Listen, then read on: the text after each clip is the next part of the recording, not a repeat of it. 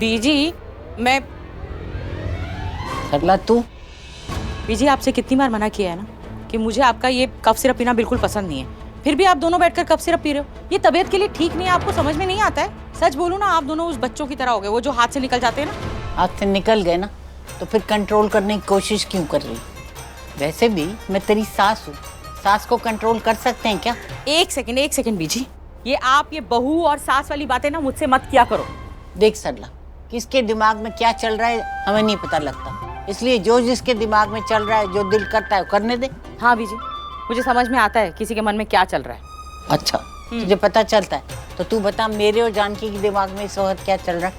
बहन जी, मैं तो कहती हूँ आप भी शुरू कर दो, मजा आ जाएगा। सरला, मैं तो ये कह रही हूँ अब सब कुछ ठीक हो गया, तू क्यों हर वक्त इतना परेशान रहती? देखना बेटा, घर की खुशियाँ वापस लौट आई, अरे हमारी बच्ची वापस आ गई है, मैं तो खुश होना चाहिए। और हमें इस बात की भी खुशी होनी चाहिए कि करण जैसा बंदा हमारा साथ दे रहा था। हमें भगवान का शुक्रिया अदा करना चाहिए बेटा। कुछ भी वैसा नहीं हुआ है जैसे आप लोग सोच रहे हो बीजी। उसने हमारा साथ नहीं दिया है, उसने और लूथरा परिवार ने वही किया है जो उनके लिए ठीक है, उनके परिवार के लिए सही है। उन्होंने प्रीता की मदद का सिर्फ ढोंग किया है, असल में उन्होंने अपनी मदद खुद की है। आप तो ना लूथराओं के पीछे ही पड़ गए हो, गलत बात है। मैं कोई गलत बात नहीं कर रही हूँ, मैं बिल्कुल ठीक कह रही हूँ। आप दोनों को अगर समझ में नहीं आ रहा है ना तो ठीक है, मैं आप लोगों को ठीक से समझाती हूँ। करण और लूथरा परिवार ने प्रीता को जेल से बाहर क्यों निकाला आप बताओ?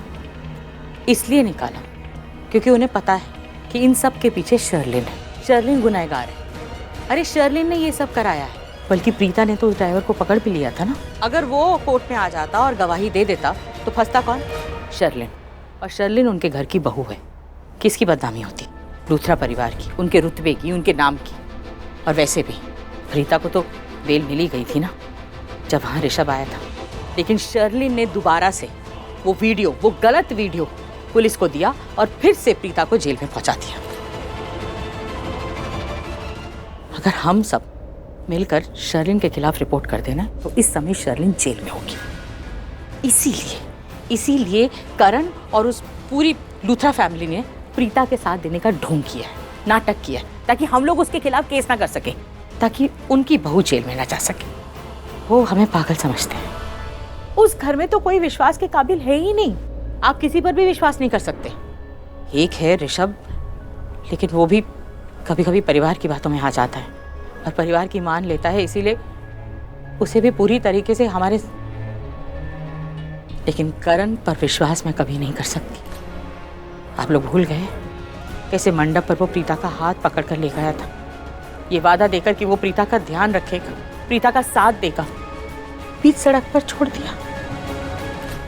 फिर भी हमने विश्वास किया ना उस पर। उसने हमें कहा कि वो उसे जेल से बाहर निकाल देगा, लेकिन उसने कुछ नहीं किया। ऐन वक्त पर पता नहीं कहाँ गायब हो गया।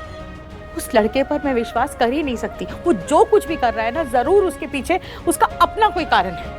और वो परिवार, देखा नहीं था कोर्ट में कैसी झूठी झूठी कहानियां बना रहे थे, कह रहे थे कि माहिरा को किडनैप कर लिया, इसलिए माहिरा समय पे नहीं आ सकी, गवाही नहीं दे सकी। आप लोगों को फिर भी दिखाई नहीं दे रहा कि उन्होंने जो कुछ भी किया सिर्फ अपने आप को बचाने के लिए किया, अपने घर की बहू शर्लिन को बचाने के लिए किया, हमारी प्रीता के लिए नहीं किया है। प्रीता ने खुद अपनी मदद की है। प्रीता ने खुद उस ट्रक ड्राइवर को पकड़ा। हमारी सृष्टि ने ये सब कुछ किया। उस परिवार ने सिर्फ ढोंग किया है मदद का, कोई मदद नहीं की है।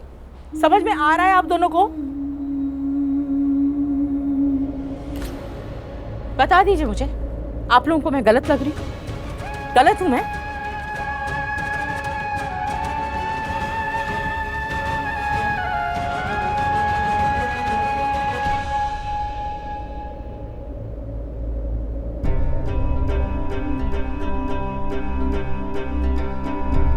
Thank you. करण, इतनी देर से डॉक्टर अंदर क्या कर रहा है? मॉम, ऑब्वियसली डैड का चेकअप कर रहा है। आप लोग इतनी टेंशन क्यों ले रहे हो? पुत्र टेंशन कैसे बन? तूने देखा ना महेश कैसे कांप रहा था। भगवान ना करे उसको कोई और तकलीफ हो गई तो। बस अब उसे अच्छा हो जाना चाहिए। बहुत दिन हो गए, बहुत महीने हो गए, कोमा से बाहर आ जाना चाहिए उसे। मॉम प्लीज शांत हो जाइए। आप आइए, यहाँ बैठिए। मॉम, आप जानती है ना अपने बेटे को, जानती है ना भाई कितने स्ट्रांग हैं। एक टाइम था जब भाई ने पूरी फैमिली को, हमारे पूरे बिजनेस को संभाल रखा था। अब देखिएगा भाई को कुछ नहीं होगा, वो बहुत जल्द ठीक हो जाएंगे।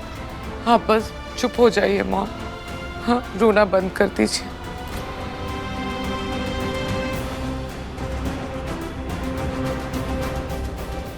महेश लूथरा कभी ठीक नहीं होगा। आई विश वो कल मरता है आज ही मर जाए।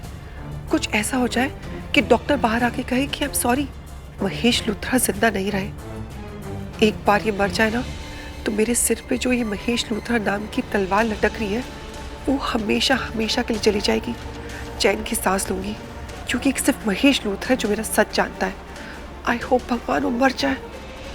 ओह गॉड, महेश अंकल आपको प्लीज प्लीज कुछ नहीं होना चाहिए। अगर आपको कुछ हो गया ना तो ऑलरेडी इतनी प्रॉब्लम्स चल रही है, ये शादी में एक और प्रॉब्लम आ जाएगी। 1 साल के लिए शादी डिले हो जाएगी और फिर प्रीता इस घर में आ जाएगी।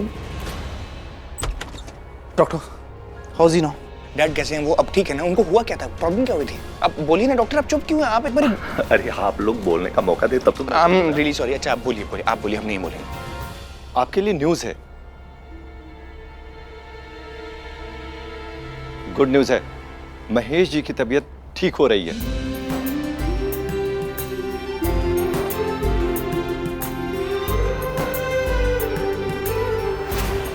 मैंने जो उनको मेडिसिन दिया है उसका असर हो रहा है और धीरे धीरे उनके मूवमेंट्स स्टार्ट होने लगे हैं। आई थिंक वो बहुत जल्दी ठीक हो जाएंगे। आप खुश हो? डॉक्टर हम मिल सकते हैं उनसे? मिल सकते हैं। Thank you doctor, thank you please. हो नो, महेश लूथरा ठीक कैसे हो सकता है?